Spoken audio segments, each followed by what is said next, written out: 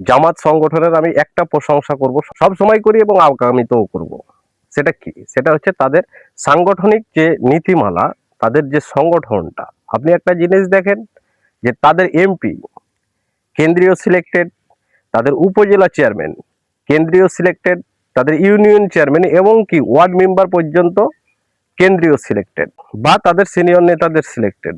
আর আমাদের বিএনপির দেখেন গ্রুপের অভাব নাই। একটা এমপি নির্বাচনে 6টা গ্রুপ দেখা যায়।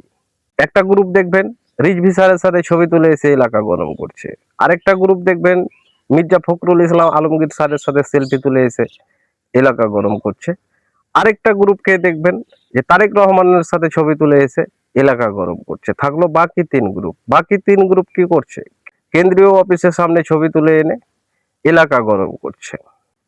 দল এখন একজনকে নমিনেশন দিল, তাহলে 6 জনের মধ্যে পেল একজন। এখন এই এমপি প্রার্থী কি করবে নমিনেশন নিয়ে?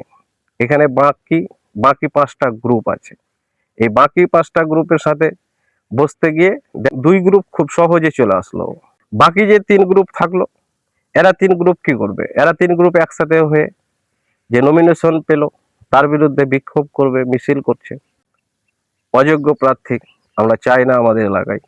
তারপরে কি হচ্ছে? দল কিন্তু কোনো মতেই তার নমিনেশন বাতিল করলো না। শেষমেশ এই 3জনও কিন্তু দলের হয়ে কাজ করতে বাধ্য শেষ মুহূর্ত পর্যন্ত। এখন দেখবেন যে আদৌ কি তারা দলের পক্ষে কাজ করছে, নাকি জয় বাংলা ধানের শীষ দাড়িপাল্লা ধানের শীষ করছে? কোনটা? বিরোধী দলের কাছে টাকা খেয়ে দিচ্ছে, দিয়ে উপর ধানের শীষ আর নিচ উঠছে দিচ্ছে পুটকির বেশ। আপনি উপজেলা চেয়ারম্যান প্রার্থীও 6জন, ইউনিয়ন চেয়ারম্যান প্রার্থীও 6জন, ওয়ার্ড মেম্বার পর্যন্ত আমাদের গ্রুপ। তাহলে আমরা কিভাবে বিজয় হব? অবশ্যই বিরোধী দল বিজয়ী হবে, এভাবে কোনো সময় বিজয় আসবে না। আর একটা বিষয় দেখেন যে এখানে গ্রুপের যদি খেলা চলে কেমন, একজন নেতার পাশে 2জন মানুষ আছে, 2জনই কিন্তু তার একনিষ্ঠ কর্মী। এখন আসলো কমিটির খেলা। এখন কমিউনিটিতে আমিও চাইবো যে আমি সভাপতি হব, আমার পাশের জন চাইবে আমি সভাপতি হব।